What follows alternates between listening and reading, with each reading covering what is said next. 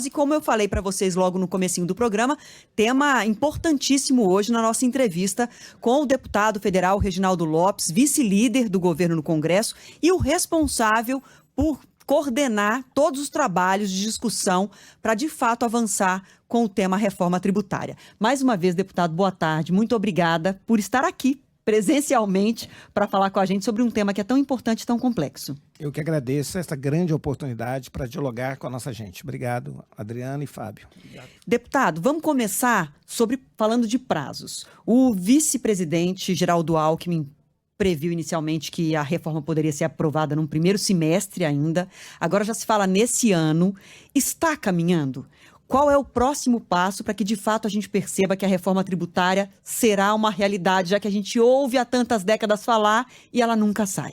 Então, Adriana, reforma desta importância, porque a reforma tributária será, com certeza, o maior legado dessa legislatura. Será a maior entrega dos parlamentares e dos senadores para a sociedade brasileira.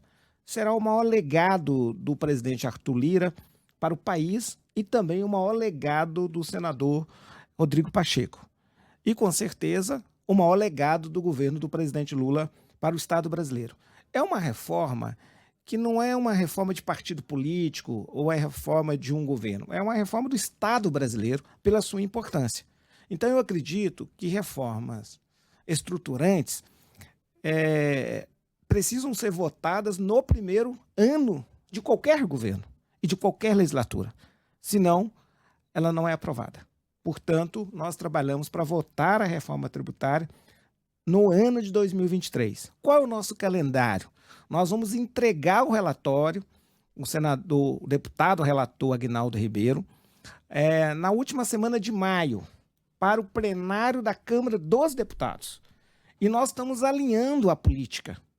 Visitamos os ministros da área econômica do governo do presidente Lula, visitamos a articulação política, o vice-presidente da República, Geraldo Alckmin, e estamos alinhando no colégio de líderes da Câmara e do Senado. Então, o nosso compromisso é entregar no final de maio e tentar pautar e votar o primeiro e o segundo turno na Câmara dos Deputados no primeiro semestre. E aí o Senado vai trabalhar no segundo semestre e aí sim, não sei se é outubro, novembro, mas concluir a reforma tributária ainda no ano de 2023. Agora, no começo de abril, o senhor já pretende anunciar quais são os pontos em que não há divergências, que estados, municípios e governo federal já têm uma convergência. Quais são esses pontos e que dia o senhor vai apresentar?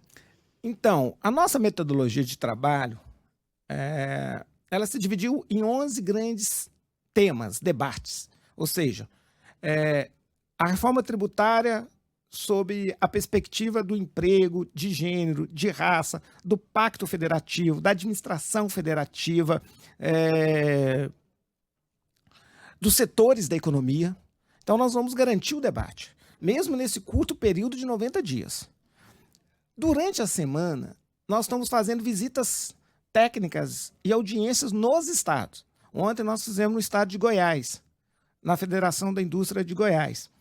E estamos fazendo nas terças e nas quartas, pelas manhã, o que eu chamo de mesa de dissensos ou mesa de convergências. Mediano. E o governo do presidente Lula colocou o ministro Fernando Haddad como o responsável por esta matéria. E uma vez por semana, nós temos agendas para conversar sobre convergências. Então, nós queremos construir alguns anúncios para o dia 11 de abril.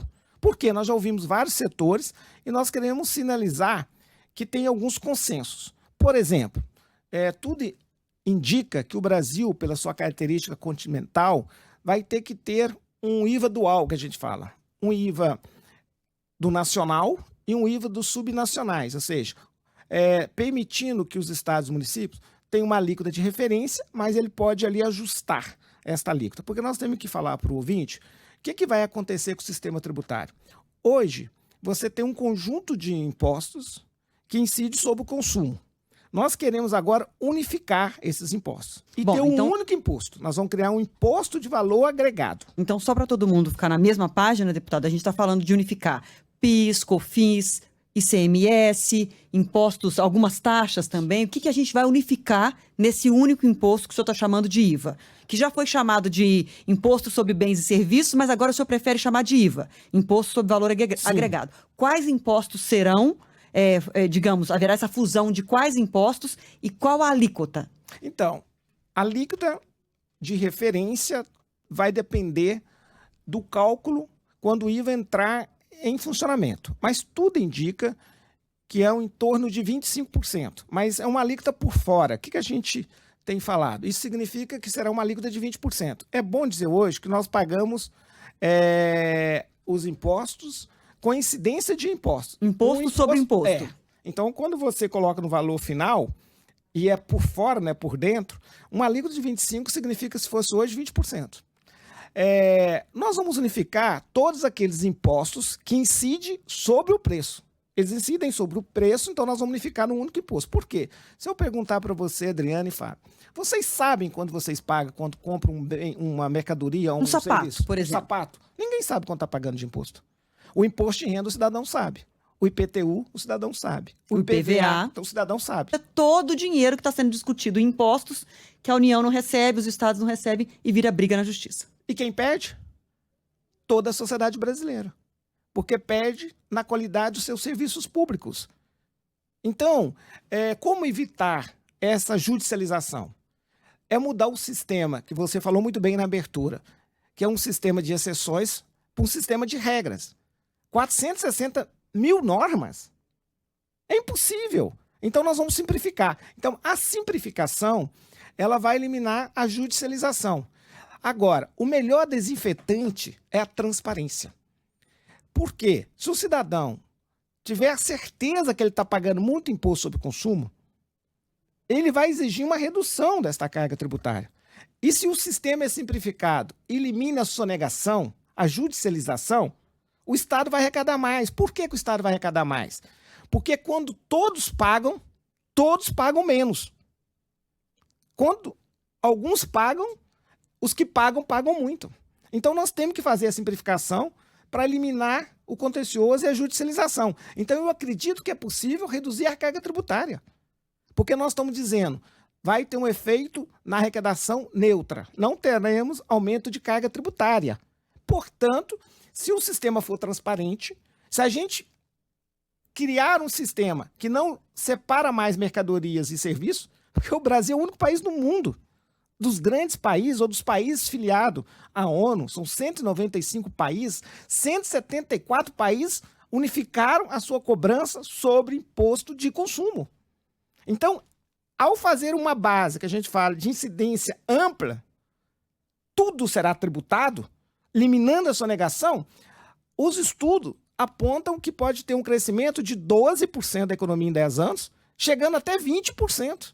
Então, o país vai ficar mais rico, o povo vai ficar mais rico. Por isso que eu tenho dito, com a reforma, o Brasil cresce e todos ganham. Os pobres vão ganhar mais dos que os ricos? Sim, mas os ricos também vão ganhar. Os estados e municípios vão ganhar mais do que os mais pobres, do que os estados e municípios ricos? Sim, mas também os estados e municípios ricos vão ganhar. Então, uma reforma do ganha-ganha. Até porque esse instrumento de incentivo fiscal, esse instrumento de renúncia fiscal, não é funcional mais. Porque todos praticam. Então, todos perdem. O nosso sistema federativo, ele não é de colaboração. Nós não somos uma república federativa do Brasil. Virou uma concorrência, uma competição.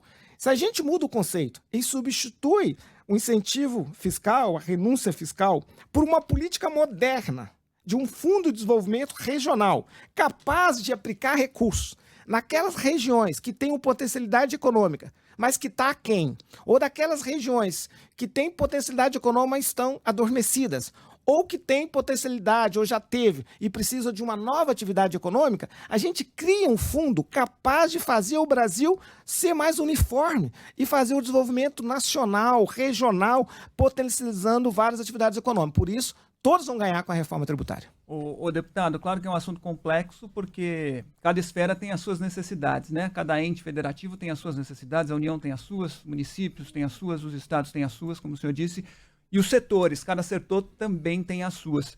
Sei que o senhor defende uma alíquota menor para educação e saúde. Isso também é consenso?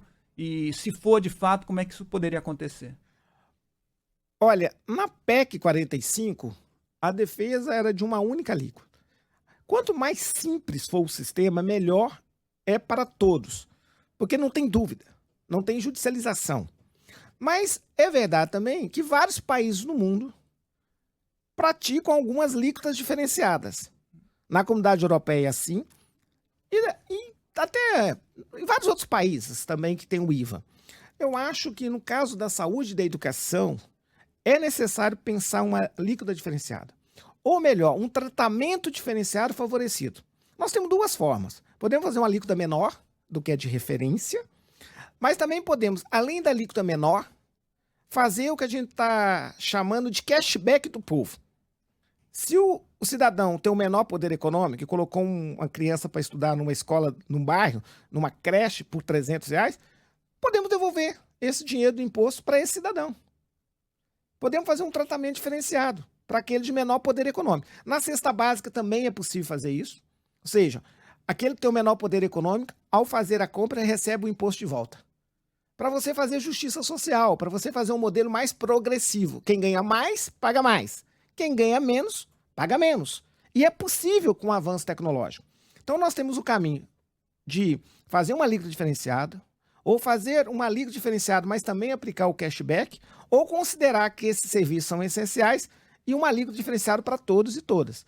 Então isso é uma decisão política que nós vamos tomar na Câmara dos Deputados. A política vai decidir esse melhor caminho. E será por lei complementar. Eu acho que tem outros setores que terão também previsão constitucional para tratamento diferenciado. Por exemplo, o agronegócio do ponto de vista da cesta básica, a agroindústria, o transporte coletivo e transporte de carga. 85% de tudo que chega na mesa do povo brasileiro é transportado por rodovias.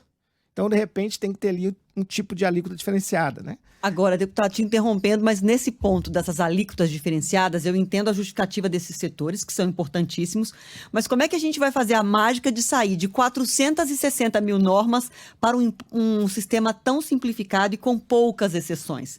Porque a hora que a discussão de fato esquentar no Congresso, vai ter representantes de diversos setores considerando que tem uma justificativa para ser uma exceção. Nós não teremos alíquota diferenciada por CNPJ. Teremos alíquota diferenciada por setor. Se isso, de fato, for opção da política da Câmara e do Senado.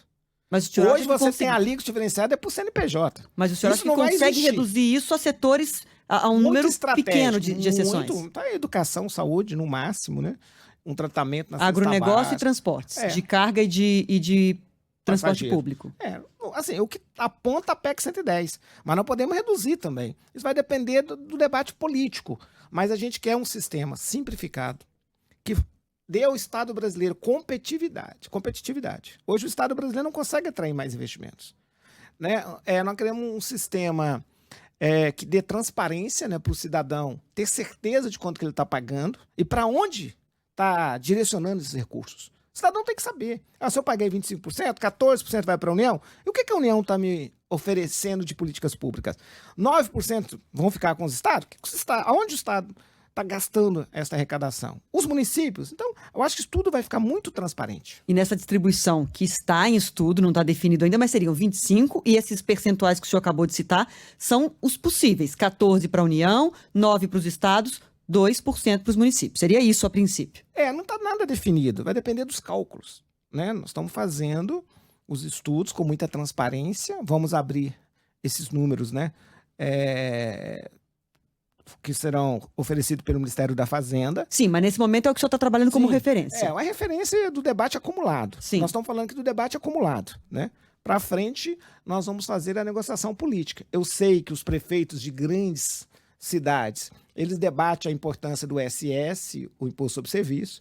Eles acham que esse imposto está crescendo na arrecadação, então eles têm uma posição um pouco mais resistente a unificar esse imposto dentro do IVA. Mas nós estamos negociando e o diálogo está positivo. O deputado, em algum momento, o ministro Luiz Marinho, o ministro do Trabalho Luiz Marinho, chegou a falar na possibilidade de incluir a desoneração da folha de pagamento na reforma tributária. É viável? É possível que isso aconteça ou fica muito complicado nesse primeiro momento? São reformas distintas? Eu acho que são matérias distintas, mas Evidente que nós hoje cobramos 3 tributos de 3 bases tributadas que, na minha opinião, são muito regressivas. Primeiro é o consumo. Uma economia que 70% do PIB vem da renda de famílias, de consumo das famílias. Quanto mais se tributa o consumo, menos a economia tem chance de crescer. A reforma tributária. Imposto de renda não está em discussão nesse momento. Imposto de renda e patrimônio já tem previsão constitucional e será tratado por lei ordinária infraconstitucional. Ou seja, não é proposta de emenda à Constituição, é mais fácil aprovar no Congresso. Por isso nós não estamos trabalhando. Então nós vamos unificar os impostos e criar um novo imposto, que é o imposto ao valor agregado e o imposto seletivo, para um imposto sobre a questão de proteção do meio ambiente e na questão da saúde pública. Então, por isso precisa ser uma emenda constitucional. Mas, no momento correto, no segundo semestre, nós temos, por exemplo, que tributar lucros e dividendos. Só o Brasil e a Estônia não tributam. Mas é evidente que para tributar lucros e dividendos, nós também temos que reduzir o imposto da pessoa jurídica. Você reduz o imposto, o percentual alíquota das empresas e passa a cobrar dos seus sócios. Por quê? O terceiro péssimo imposto de base tributária é você cobrar muito imposto da pessoa jurídica. E quando você casa a operação, cobra muito na pessoa jurídica, na empresa, e cobra nada na pessoa física, o Brasil criou uma excepcionalidade. A pessoa física é mais rica do que a pessoa jurídica. A pessoa jurídica não faz novos investimentos, reinveste os recursos em novos negócios, porque ele vai pagar imposto, porque nós tributamos investimento. Ao invés de fazer reinvestimentos, ela distribui lucro e dividendo, porque é zero. Imagina, 207 bilhões da Petrobras distribuído para os seus acionistas, uma ampla maioria em Nova York, não pagaram nada de imposto de renda. Enquanto todos vocês que têm contra-cheque, salário, todos os trabalhadores brasileiros, quem ganha 1,5 salário no Brasil, está pagando imposto de renda. Então, isso é totalmente regressivo e totalmente injusto. Então, nós temos essa tarefa. Mas não vamos misturar as duas coisas. Primeiro, vamos superar e fazer um sistema novo sobre tributo em relação ao consumo. Vamos dar transparência. Vamos mostrar para o cidadão quanto que ele paga. Vamos tentar fazer um sistema mais moderno, mais simplificado, que elimina a judicialização, dá segurança jurídica para todos e todas. Porque hoje ninguém tem segurança jurídica. Vamos eliminar esse contencioso e depois, no segundo momento, a gente faz os ajustes. Mas nós vamos trazer para o texto da PEC, do Imposto sobre Consumo, a constitucionalização que o IPVA tem que cobrar de todos os veículos automotores. E aí, helicóptero, lancha. Não estou falando barquinho. Estou falando que tem automotor, tem que ter previsão constitucional para ser tributado. E na lei esse PVA já viria agora, então. Sim. Esse PVA de lanchas, helicópteros. Previsão constitucional.